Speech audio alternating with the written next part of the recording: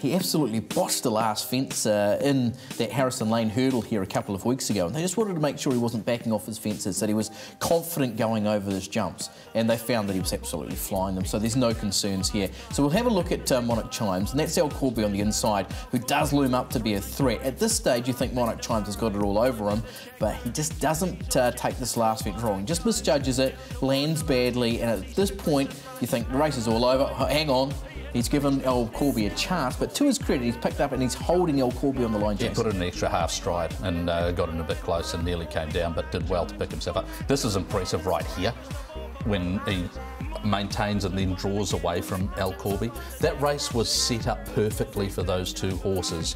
One thing I'd say, that if you're a fan of the Shackler, even though you'd look at that and say, well, he's faded out and he's got more distance to contend with over the hurdles, that's David and Delaro were pressuring the Shackler the whole way. He never, even though he was in front, he never had that breather. When he wants to go, Emily Farr can get him moving, then he'll power his way into the race. But I just sensed that he was never travelling in that lead-up race, and so it was a forgive if you are a Razor for Warsha. I've got him as my third selection in the race, but at $6 I thought he was below his price. I thought it was no value. How did you assess him on the score of value? I think he's priced up as short as you'd want him. I was pretty keen on Monarch Chimes, but that is getting pretty short. But there again, he's a heck of a jumper. Are we going to put the call out? Do you think it's too short? Well, should we ask? What are we, 5 weeks in and they've delivered every time we've asked? They have a little tweakage to Monarch Chimes. Something. Something. There we go. Honestly, I think where he's at is fine. You know, I'm not going to say don't push him out. Whose side are you on? Whose side are you on? Aiden, stop it. I'm happy with the money on Monarch Chimes, and he's a bet for mine. Warren Bolton in the media this week said no jump out, no trial, so they haven't had the... obviously, he's got a high opinion of the horse, but obviously...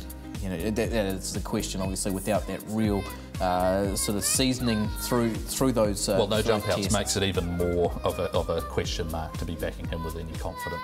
If she doesn't find the front, it's not the end of the world, because she showed there she could take a sit and still sprint. So she's developing really nicely as a racehorse. So if Lisa Allpress finds she looks inside and sort of a front two position isn't there, then there might be space for her to slot in behind them. Are you going to sell Dijon Bleu to us? Is it a horse we're going to back? I think it's the better of the two chances. Dreams of Platinum was very good when winning last start at Woodville. She's got a lot of upside.